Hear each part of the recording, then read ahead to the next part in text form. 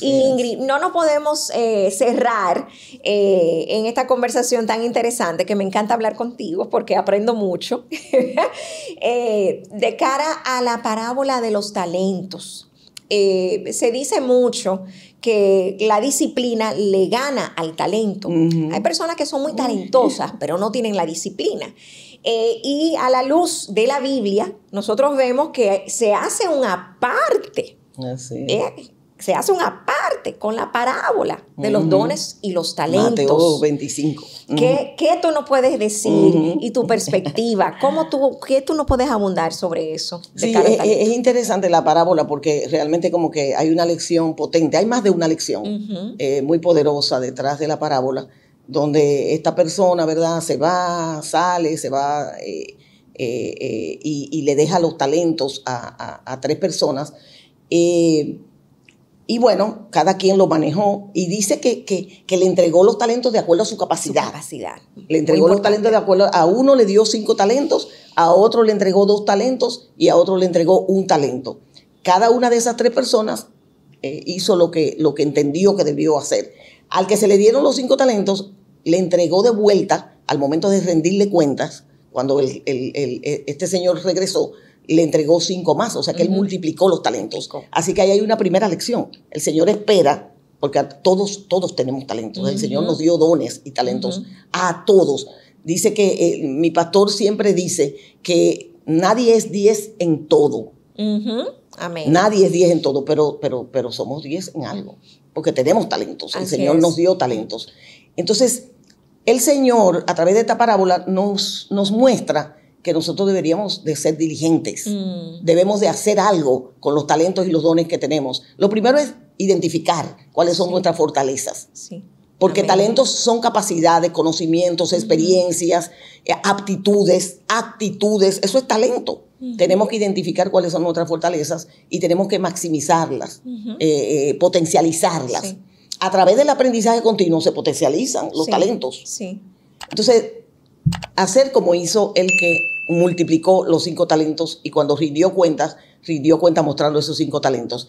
El que recibió 2 talentos también lo puso, ¿verdad?, a trabajar y bueno, pudo entregarle al dueño 2 talentos, es decir, que también lo multiplicó.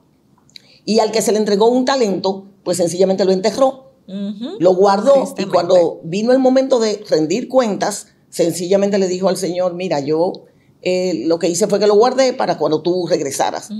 Lo gracioso de todo esto y la enseñanza fuerte aquí es cómo reaccionó el Señor, y ahí está la enseñanza.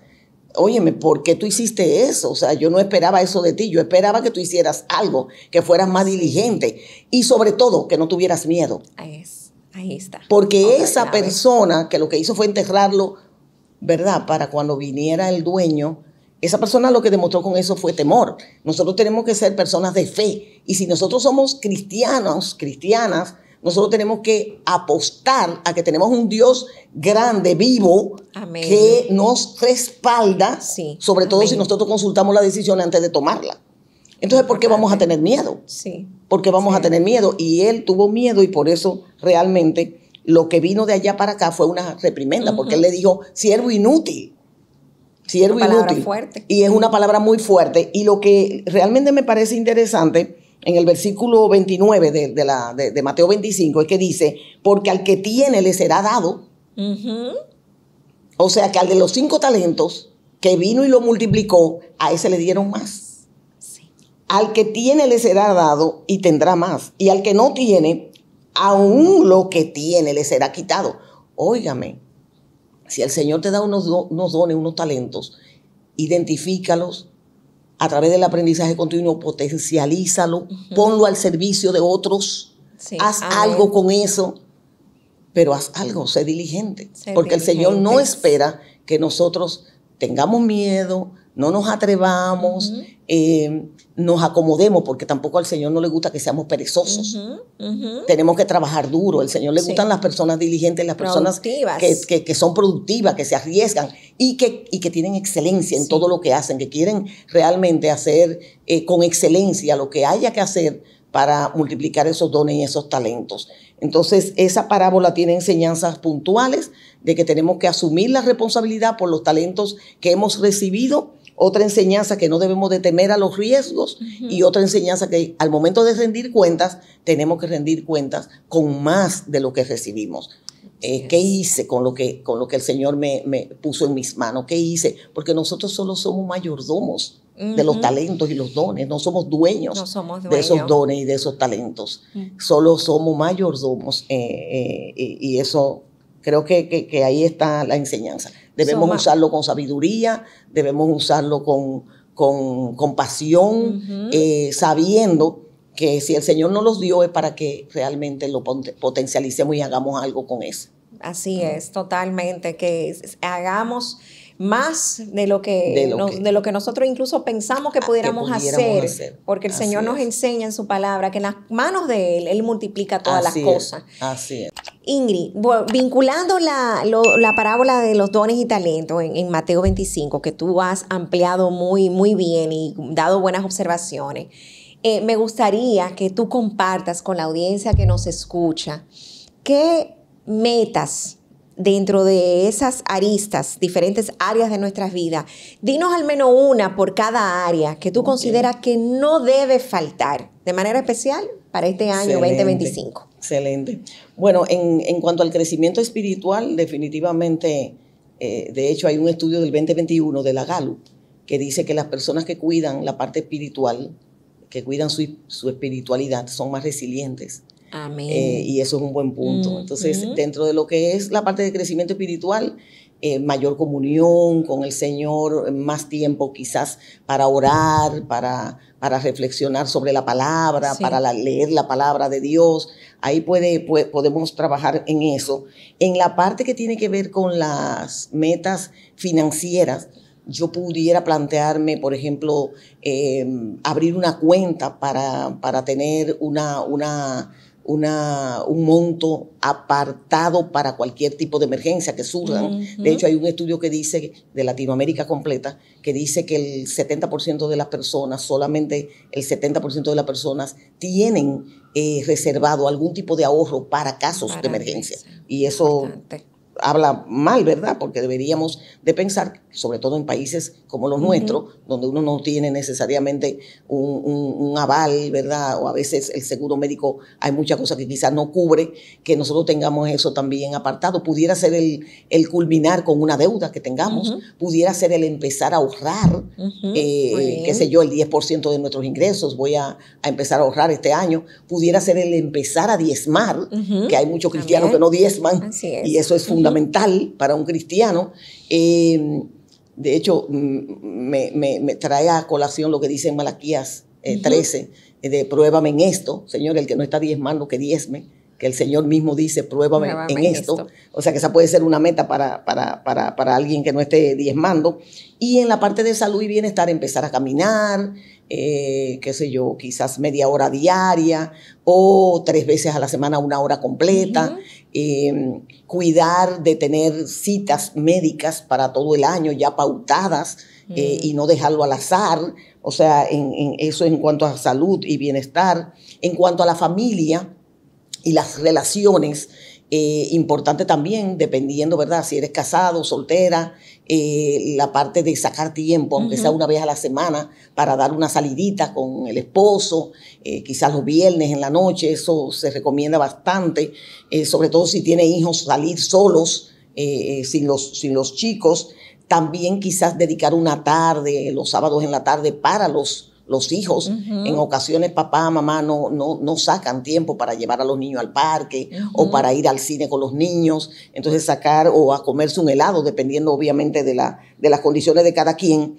Pero hay metas que tienen que ver con la familia y con las relaciones. Sí. Y en la parte de relacionamiento, también revisar cómo están nuestras relaciones, como que hacer un 360, si hay alguna relación que tengo que trabajar o que tengo que restaurar, si tengo que perdonar a alguien o pedirle perdón a alguien, esa puede ser también una meta de mejorar las relaciones.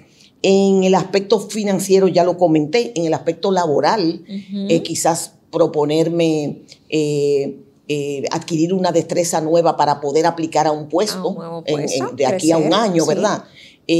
Quizás hacer una certificación porque eso va a robustecer mi posicionamiento después que la tenga, de repente terminar la carrera porque no la he concluido, o hacer una maestría porque aún no tengo una maestría. Eso es en el aspecto laboral, académico, y en el aspecto de contribución a la sociedad, evaluar que quizás con los dones y talentos que tenemos, lo que decíamos anteriormente, que yo pudiera hacer para impactar positivamente a otras vidas, a otras personas. Eso puede ser o a través de la iglesia, de la congregación a la que asistimos, o si no estás asistiendo a una congregación, sencillamente a través del mismo trabajo, hacer, qué sé yo, un club de lectura o un trabajo de voluntario, para que otras personas, otras fundaciones que tienen causas muy buenas, que ya existe, que no tienes que crearla tú, sino que ya están. O sea que finalmente lo importante es que debemos realmente plantearnos metas que, según dice Brian Tracy, un autor y un experto en desarrollo personal, tenemos que escribirlas, porque cuando uno las escribe, como que quedan ahí sentadas y se aumenta en un 42%, según él, la probabilidad de alcanzarlas, porque tú te enfocas más cuando la tienes a mano.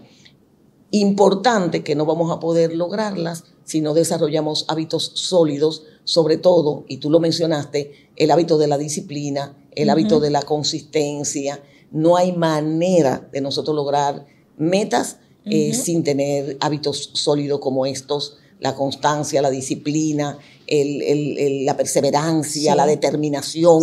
No hay manera. O sea, las metas no se logran solas. Tenemos verdaderamente que hacer un esfuerzo y, como dice Zig Ziglar, enfocarnos más en el beneficio que vamos a lograr cuando se concrete esa meta que en el sacrificio. Porque hay personas que se plantean una meta, pero están sufriendo y pensando, ay, es que imagínate levantarme a las 5 de la mañana para caminar 1 hora. Se enfocan más en el sacrificio que en el beneficio. Entonces, así eso lo que hace que drena. Y de repente ya ni te levantas y no lo haces. Pero, como dice Zig Ziglar, enfoquémonos en el beneficio y no en el sacrificio. Excelente. Me encanta esa frase, enfocarnos en ese beneficio, en ese resultado, en la esperanza de lo que vamos a alcanzar. Y eso me lleva a un sacrificio que no lo tuvimos que hacer ni tú ni yo, sino el sacrificio que tuvo que hacer Jesucristo, nuestro amado Señor y Salvador, que se puso en el lugar que nos tocaba a nosotros para poder traernos perdón, para poder liberarnos y traernos vida eterna. ¿Por qué no te planteas en este 2025 como una meta? También acercarte más a Dios y conocer a la persona de Jesucristo, que Él mismo, y no hay nadie que se pueda declarar como el camino, la verdad y la vida. Y en solo uno hay salvación, que es nuestro amado Señor Jesucristo. Le bendecimos en esta tarde, en esta noche o mañana cuando nos estés escuchando. Ha sido más que un privilegio y una bendición aprender de ti, Ingrid, pudiera quedarme horas hablando aquí de metas, estadísticas, de liderazgo, de la mujer, del rol de la mujer. Precioso. Creo que vamos a tener que hacer una segunda sesión para hablar de otras cosas relacionadas, ¿verdad? Al mundo laboral, familiar y el rol que tenemos en la sociedad. Así que Dios te bendiga muchísimo. Gracias, Ingrid, gracias por la invitación, de verdad. Gracias.